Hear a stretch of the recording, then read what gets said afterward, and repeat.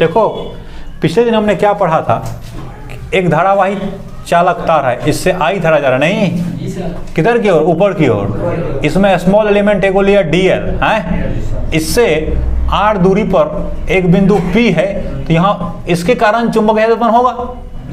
वो चुंबकीय क्षेत्र बी वेक्टर बराबर डीबी बराबर निकाला था म्यू नॉट बटे 4 पाई नहीं आई डी एल, आई बड़का I D L, D L cross कितना लेते हैं आर क्या अपने जी, अब बटे क्या आर स्क्वायर का मॉडुलस स्क्वायर, ऐसा लिखा था। इसको अगर अदिश रूप में लिखेगा तो डीबी बराबर क्या लिखेगा म्यू नॉट बटे 4 pi I D l sine theta ना, याद है कि नहीं, बटे कितना आर स्क्वायर। ये हमने पिछले दिन समझाया था नहीं। अब देखो इसमें कहीं कहीं तुमको यहाँ यूनिट वेक्टर है, क्या है ये आर जो है ना, यहाँ से यहाँ ए लो, ये मान के चलो आर वेक्टर है। थीटा क्या है, ये बताया था कि जो ये स्मॉल एलिमेंट है ना, इसके और इसके बीच का कौन है, बताया था ना, बोलो ये बताया था। आज हम इसी पे रहेंगे, इसी में जो बातें छूट गई थी वो बात हम करेंगे। तो देखो इकाई सदिश किसी का निकालते हो ना, उसके लिए क्या करते हो, इकाई सदिश निकालने के लिए उस सदिश में उसके मॉडुलस से भागा दे देते हो, करते हो ना। जैसे हमको एक इकाई सदिश किससे व्यक्त कर देंगे, ए कैप से ना, बराबर क्या होता है ए वेक्टर बटे ए वेक्टर का मॉडुलस, ऐसा लिखते हैं। हमको चूंकि दिशा दिखाना था इसका, तो आर की दिशा में क्या ले लिया, इकाई सदिश ले लिया। इकाई सदिश का मतलब जिसका मान एक हो नहीं, हाँ दिशा वो व्यक्त कर रहा हो। जैसे अभी हमने चर्चा में थोड़ी देर पहले लाया था, एक्स की तरफ इकाई सदिश क्या लेते हैं आई कैप, वाई की तरफ क्या लेते हैं जे कैप, और जेड की तरफ क्या लेते हैं के कैप। इसका मतलब है एक्स की तरफ हमको दिशा दिखाना है तो आई कैप ले लिया, जैसे 5 आई ले लिया आई कैप। इसका मतलब क्या है, इसका मान 5 है और दिशा किधर की तरफ है, एक्स की तरफ। इसको ऐसा भी लिख सकता है 5 गुना 1 आई लिख सकता है ना, 1 आई कैप। 1 आई कैप से कुछ फर्क पड़ेगा नहीं पड़ा। इकाई परिमाण का लिया इधर किधर की तरफ, आर की तरफ, इकाई परिमाण का लिया, इकाई सदिश निकाल दिया। इकाई परिमाण का तो होबे करेगा, ऐसे होगा था, इसका दिशा बता रहा ना इधर का है। यूनिट वेक्टर हमको लिखने के लिए उस सदिश लिख दो। सदिश में क्या होता है बोलो ना, मैग्नीट्यूड होता है ना, अब प्लस डायरेक्शन होता है ना जी, बोलो ना जी। अरे परिमाण होता है, अब प्लस क्या होता है दिशा होता है ना। अब बटे भागा दे दिया किससे, ये क्या है परिमाण है ना, बोलो ना। तो परिमाण से जब भागा दे दिया तो क्या बच गया, समझने के लिए दिशा ना बच गया। तो ये जो बचा इसमें था परिमाण और दिशा दोनों, इसमें क्या है सिर्फ परिमाण, तो परिमाण को तो खत्म कर दिया भागा दे करके, उतना सही। तो क्या बच गया दिशा। इकाई सदिश क्या होता है, इसका काम क्या होता है दिशा बताना ना, डायरेक्शन बताना इसका काम है, किसका, इकाई सदिश का। यहाँ हमने लिया है आर कैप, ये है नहीं, हमने अपने से बनाया था आर कैप, किधर की तरफ, आर की दिशा में, ठीक है। तो पहले इसके बारे में थोड़ा समझते हैं और, ठीक। ये सब तुम लिख लिए हो, पहले लिखे हो ना, इकाई सदिश का काम था दिशा बताना, ये सब समझते हो सब आदमी। अब देखो जिस तरह से हमने लिखा अभी कि ए कैप बराबर कितना होगा, ए वेक्टर बटे ए वेक्टर का क्या होगा मॉडुलस होगा ना। इसको ऐसे भी लिखते हैं ए वेक्टर बटे सिर्फ लिख दिया ए, इसका मतलब है कि ए वेक्टर का ये क्या है मॉडुलस है, मापांक है, हिंदी में क्या बोलते हैं मॉडुलस। तो आर कैप बराबर क्या लिखेंगे जल्दी बोलो, तो आर वेक्टर बटे आर वेक्टर का मॉडुलस लिखेंगे, या फिर लिखेंगे आर वेक्टर बटे आर, सिर्फ आर लिखेंगे जी सर, बोलो। तो यहाँ वेक्टर रूप में अगर देखेगा तो डीबी वेक्टर कितना है म्यू नॉट बटे 4 पाई है ना, आई डीएल वेक्टर नहीं जी, क्रॉस कितना आर कैप, बोलो ना, बटे आर कैप का मॉडुलस का क्या होगा स्क्वायर है ना। इसी को हम खाली लिख सकते थे क्या, आर स्क्वायर दिख रहा है ना, आर आर आर मॉडुलस को क्या लिखें, आर लिखें कि। अब यहाँ रखो म्यू नॉट बटे 4 pi I D L cross R cap के बदले क्या लिखेगा, यहां से देख लो आर वेक्टर बटे आर वेक्टर का मॉडुलस ना, बोलो ना। नीचा में तो है ये है कितना, अरे ये जो आया है ना ये किसके बदले आया है, इसके बदले ने खाली आई डी एल बटे आर कैप मैंने आर वेक्टर का मॉडुलस स्क्वायर है ना पहले से। तो यहाँ क्या हो जाएगा म्यू नॉट बटे 4 pi I D L cross R vector होगा। अब की बार ये दोनों में अंतर है, यहाँ इकाई सदिश है, यहाँ क्या है वेक्टर है। अब की बार पूरा ले लिया वेक्टर, इकाई शेष नहीं है इतना ठो है। बट क्या होगा, आर वेक्टर का क्यूब होगा, दो तो पहले से एक यहाँ होगा, कितना होगा क्यूब हो गया नहीं। तो ये याद रखना है कि जब क्यूब लिखा जाएगा, आर वेक्टर लिखा जाएगा तो यहाँ आर क्यूब लिखेंगे। है दोनों सेम ही, ये मतलब ये और ये दोनों कैसा है, सेम है। कैसे सेम है, इसको तोड़ दो, आइडियल क्रॉस आर बराबर क्या लिखेगा, इसका मान लिखना है तो डीबी वेक्टर बराबर, तो डीबी लिखना है तो क्या करेगा, म्यू नॉट बटे 4 पाई लिखेगा ना जी, आई डी एल आर और क्या लिखेगा साइन थीटा ना, बोलो ना। अरे यार ए क्रॉस बी बराबर क्या होता है, A B sine theta N cap होता है ना, खाली मान लिख रहे थे, एन कैप छोड़ देंगे, ए क्रॉस बी का मॉडुलस लिखेंगे तो यहाँ डी बी का मॉडुलस लिखेंगे तो क्या करेंगे, देखो ना आइडियल किसके बदले था, ए के बदले, यहाँ देखो आइडियल क्रॉस आर है, यहाँ देखो आइडियल है किसके बदले, ए के बदले, आर किसके है, बी के बदले, तो क्या लिखता है ए बी साइन थीटा ना, तो क्या लिखेगा आइडियल आर साइन थीटा होगा, नीचा में कितना आर क्यू, यहाँ देखो ना सेम है ना, तो ये आर से आर कैंसिल हो गया, तो यहाँ कितना बचेगा, 2 बचेगा ना, तो क्या होगा डी बी वेक्टर का मॉडुलस बराबर कितना, म्यू नॉट बटे 4 pi I D l sine theta बटे आर स्क्वायर, आया ना इसके जैसा, बोलो ना, यहाँ शुरू में ही लिखा था ना। तो दोनों तीनों ये सब सेम है सब ठो, लेकिन रूप में अंतर है, ये भी कहीं कहीं तुमको देखने को मिल सकता है, इसलिए इसका ध्यान रखना है, ठीक है।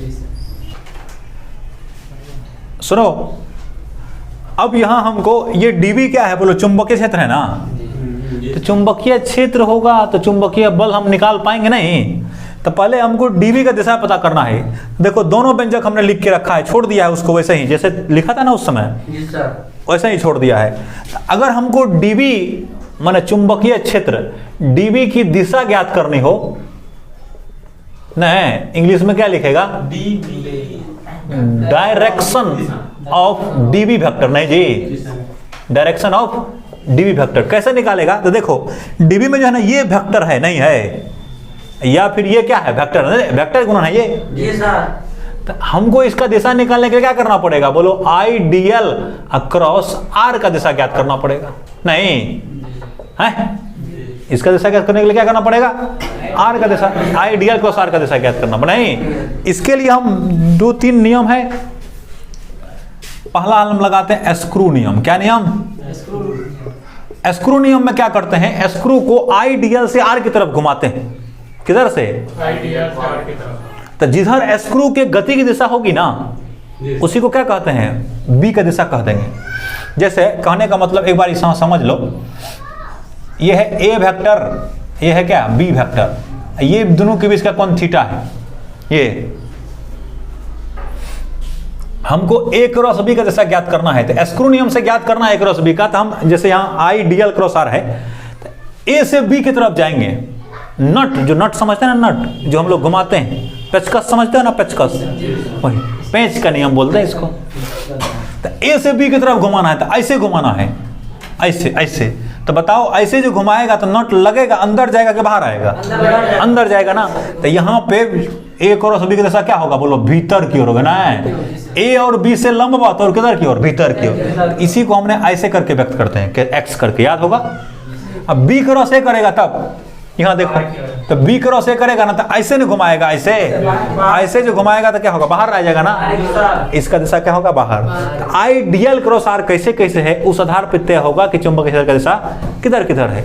जैसे नहीं समझा बात, हमको अगर दिशा निकालना है तो स्क्रू नियम से क्या करेंगे, आइडियल से किधर की तरफ घुमाएंगे, आइडियल से आर वेक्टर की तरफ घुमाएंगे, जिधर उसका दिशा होगा उधर हम मान लेंगे चुंबकीय क्षेत्र का दिशा है। दूसरा है दक्षिण हस्त अंगुष्ठ नियम, नहीं दक्षिण हस्त, कई बार ये चर्चा पहले कर चुके हैं, दक्षिण हस्त अंगुष्ठ, इंग्लिश में बोलते हैं राइट हैंड थंब रूल, क्या बोलते हैं, इसमें क्या करते हैं, हमको जिधर का दिशा ज्ञात करना होता है, जैसे ए क्रॉस बी में हम ए से बी की तरफ घुमाते हैं, उंगली को और इस अंगूठा को दाहिने हाथ, कौन हाथ, दक्षिण हस्त अंगुष्ठ माने दाहिने हाथ का अंगूठा, तो ऐसे करते हैं कि ये ऐसे रहे, ये ऐसे रहे, लंबत रहे दोनों, ठीक है ना, अंगूठा ये बाकी उंगलियां लंबत रहे, जिधर हमको दिशा देखना होता है, जिधर की तरफ दिशा देखना होता है, जैसे ए से बी की तरफ देखना है तो उंगली को मोड़ते हैं, तो मुड़ेगा तो ऐसे ही है ना, ऐसे उल्टा मुड़ेगा नहीं, मुड़ेगा ऐसे मुड़ेगा। तो जिधर से जिधर ले जाना उधर से उंगली को ले जाते हैं, जहाँ से जाना होता है। जैसे यहाँ देखो, हमको ए क्रॉस बी की तरफ जाना था, तो ए क्रॉस बी की तरफ यहाँ से इधर मोड़ पाएगा इस उंगली को, तो इसको ऐसे करके देना पड़ेगा, ऐसे।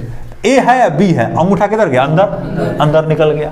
बी क्रॉस ए, तो बी से ए की तरफ मोड़ो, बी यहाँ है, ए की तरफ बाहर ना, पेंच से भी वही निकला और इससे भी वही निकला। कभी कभी अंगूठा घुमाना मुश्किल हो जाता है, हाथ को उस तरह से करना मुश्किल हो जाता है, इसलिए हमारे लिए बढ़िया होता है कौन नियम, स्क्रू रूल, पेंच का नियम। करना क्या है, ए से बी की तरफ घुमा देना, इधर जाएगा, ठीक है। अब यहां देखो, इसी के आधार पे हम दिशा देखेंगे कि क्या अलग अलग दिशा में अलग अलग हो सकता है क्या। तो मान लेते हैं एगो तार है, ये एक सीधा तार है, क्या मान लेते हैं, सीधा स्ट्रेट वायर है, जिसमें आई करंट जा रहा है किधर की ओर, ऊपर की ओर, दिखा रहा है ऊपर की ओर करंट जा रहा है ना, बोलो ना जी, नहीं दिख रहा है, ये किधर की ओर करंट जा रहा है, ऊपर की ओर आई करंट जा रहा है। हम इस क्षेत्र में इसका नाम एक रखते हैं, इसका नाम दो रखते हैं, नहीं तो अच्छा होगा ए क्षेत्र और बी क्षेत्र। हम इसमें फील्ड की दिशा ज्ञात करना चाहते हैं, आई करंट जा रहा है, तो देखो या तो फील्ड की दिशा, यहाँ एक बात और समझना था, अभी हम चर्चा करेंगे कि आई आर और आई डी एल के सतह के क्या होता है, लंबवत होता है। आई डी एल और आर जिस तल में रहता है ना, चुंबकीय क्षेत्र कैसा क्या होगा, उसके लंबवत होगा। तो यहाँ हमको जैसे चाहिए, यहाँ भी चाहिए एक ही पॉइंट होगा सब जगह, यहाँ लो, इस साइड में जिधर भी लेगा सब एक होगा। तो यहाँ मान लेते हैं, तो यहाँ से क्या करेगा, इसको यहाँ से आर खींच देगा, आर फैक्टर हुआ ना, ये बोलो ना, यहाँ चाहिए हमको, तो यहाँ इस बिंदु को जैसे पी माना था वहाँ, इसको ए मान लिया, ए क्षेत्र में ऊपर की ओर है ना ये, तो आई डी एल किधर की ओर, ऊपरे की ओर ना, आर किधर, इधर ना, तो इसको यहाँ बनाते हैं। तो आई डी एल हमारा किधर हो गया, ऊपर की ओर, आर किधर हो गया, इधर की ओर ना, अरे आर वेक्टर, तो यही कौन थीटा होगा ना, बोलो। तो चलो करो, यहाँ पे कैसे निकालेगा, इस क्षेत्र में चुंबकीय क्षेत्र क्या कैसे निकालता है, आई डी एल अक्रॉस कितना, आर ना, अरे छोटा आई बड़ा आई बात बराबर है, धारा है दोनों, तो I D L cross R करेगा, तो आई डी एल ऊपर, धारा किधर, आर किधर, इधर, तो कैसे करेगा, I D L cross R, पेंच घुमाएगा, तो ऐसे घुमाएगा, नहीं तो अंगूठा को ऐसे घुमाएगा, आई डी एल से आर की तरफ घुमाएगा, तो अंदर हो गया ना, इधर फील्ड किधर होगा, बोलो, अंदर को ऐसे वक्त करते हैं ना, एक्स लिख कर उसको घेर देते हैं, नहीं समझ रहा है। चलो अब बी की तरफ आओ, किधर की तरफ, बी की तरफ आएगा, तो यहाँ आने के लिए यहाँ देखो, अब की बार यहाँ से इधर लाना पड़ेगा ना हमको, आर फैक्टर इधर होगा ना जी, बोलो ना, आर फैक्टर किधर होगा, इधर होगा, आई डी एल तो ऊपरे है, तो यहाँ चलो, यहाँ ये रफ है, तो हमारा आई डी एल किधर है, बोलो ऊपरे ना है, आर किधर, अब की बार इधर हो गया ना, बी क्षेत्र था ना हमारे यहाँ है। अब की बार क्या करना है, ये थीटा कौन होगा ना, आई डी एल से आर की तरफ घूमना है, आर वेक्टर ये है, ये आर वेक्टर है हमारा है, आई डी एल से आर घूमना है, तो कैसे करेगा, आई डी एल से शुरू किया, आर क्या होगा, लंबवत बाहर की ओर ना, इधर क्या लिखेगा, डॉट डॉट ना, बोलो ना, इधर क्या लिखेगा, डॉट डॉट। तो देखो एक साइड में हुआ, यह है लंबवत किधर की ओर, अंदर की ओर, लंबवत भीतर, ये क्या है, बाहर। तो ये याद रख लेना कि तार में जो है ना, एक छोर में कुछ और हो सकता है दिशा चुंबकीय क्षेत्र का, दूसरे छोर में कुछ और हो सकता है, नहीं है, ये बात का ख्याल रखना है। अब किसी भी तार का दे, कहाँ पे भी जैसे देना है वैसे दे दो, हम निकाल लेंगे, नहीं है। जैसे कहने का मतलब ये हुआ कि अगर तार नीचे आ रहा हो, तार में धारा नीचे आ रहा हो, तार नहीं नीचे आ रहा हो, तार में धारा क्या आ रहा है, नीचे आ रहा हो, हमको इधर की ओर चाहिए फील्ड। तो अब की बार देखो, यहाँ मान लेते हैं यहाँ मूल बिंदु है, नहीं तो ठीक है कोई बात नहीं, तो इधर दूरी लेना पड़ेगा ना, इधर R vector, I D L किधर, नीचे है, आई डी एल का दिशा किधर, नीचे, आर कैसा इधर, तो कहाँ से कहाँ जाएगा, I D L cross R करेगा ना, तो I D L cross R करो तो कैसे होगा, अंदर जाएगा, या फिर नट को ऐसे घुमाओ तो अंदर जाएगा, इधर क्या होगा, एक्स होगा, एक्स का मतलब क्या, देखो लंबवत भीतर, इधर क्या होगा, इसका उल्टा होगा ना, इधर क्या होगा, डॉट होगा ना, जैसे अभी सीख लिया यहाँ, अगर इधर की तरफ अगर भीतर है तो इधर की तरफ बाहर, तो यहाँ पे इधर हो गया भीतर, तो इधर क्या होगा बाहर। तो धारा का दिशा पलट देने पर भी चुंबकीय क्षेत्र की दिशा क्या होता है, पलटता है ना। यह इधर था उस समय क्या, धारा जब ऊपर चल रहा था तो इधर था भीतर, धारा जब उल्टा दिया तो इधर क्या हो गया बाहर, इधर था बाहर, बाद में क्या हो गया भीतर। इस सब का ख्याल रखना चाहिए है।